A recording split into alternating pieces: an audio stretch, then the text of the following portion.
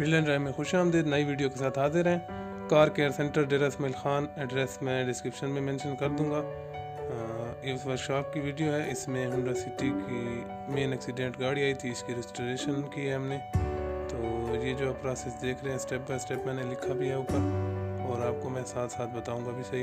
Engine remove किया है, ये इसकी बॉडी की कंडीशन है। जब ये पहुंची थी तो इसकी बॉडी की ये कंडीशन थी।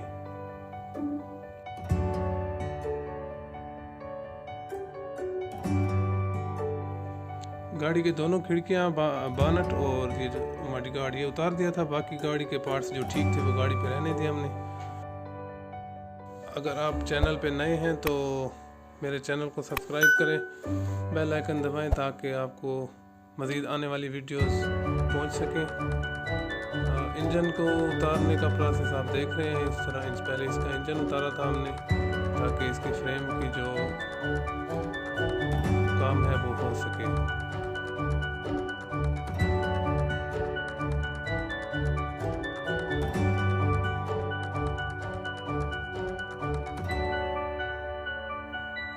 इसके बाद हम इसको वर्कशॉप के उसी से मिले हैं जहाँ पे हम इसका गाड़ी का फ्रेम सीधा करते हैं।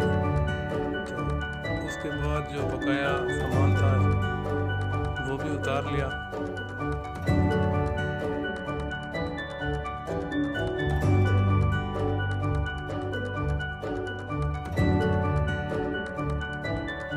ये फ्रेम सीधा करने का प्रोसेस आप देख रहे हैं। गाड़ी को टाई कर दिया जाता है, कुछ पॉइंट्स हैं, डेंटर जानता है, उस पॉइंट से इसको टाई कर दिया जाता है और उसके बाद इसका फ्रेम सीधा किया जाता है।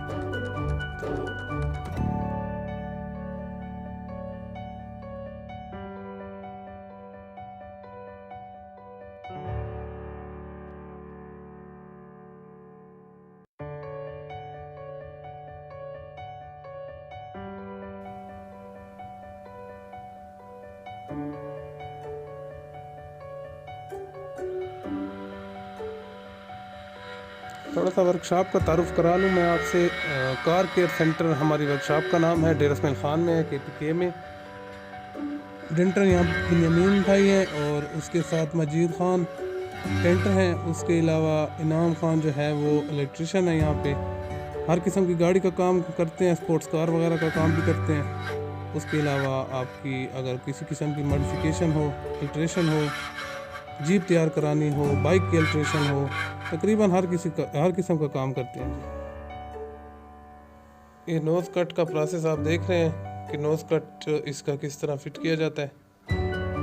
तो इसके बाद इसकी मेयरिंग होगी ताकि ये हर तरह से इसका कोई एरर ना हो, इसमें कोई कमी ज़्यादती ना हो, हर तरफ से ये बराबर हो।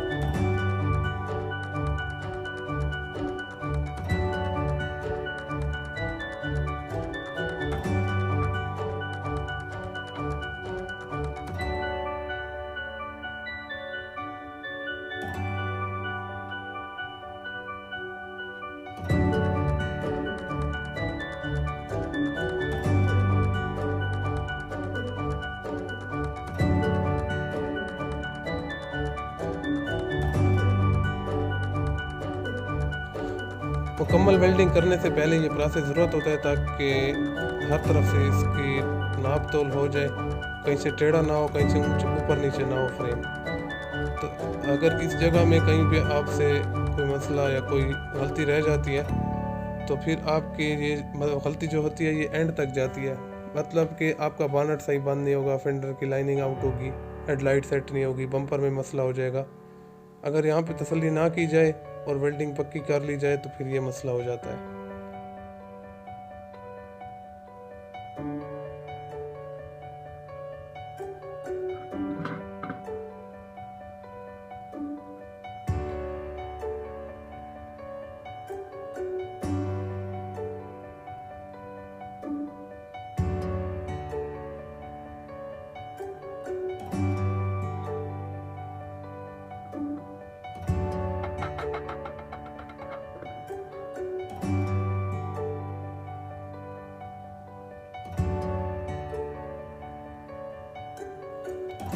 उसके बाद दोनों तरफ से फ्रेम को सही तरीके से वेल्ड किया जाता है।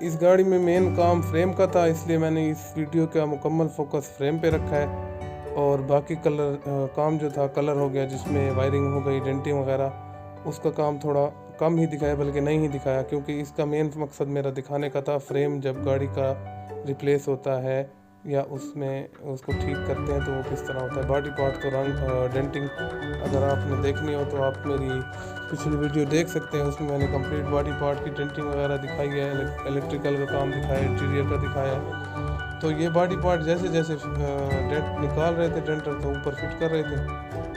और लाइनिंग आप देख सकते हैं कि बानट की, फेंडर्स की लाइनिंग, और जो बानट है अपनी जगह पे ठीक आ गया है। इसके बाद खोल के आप ये देख सकते हैं कि बिल्कुल अपनी कंपनी की जगह पे इसका नोज कट जो हमने इजाफी लगाया बिल्कुल कंपनी की जगह पे है।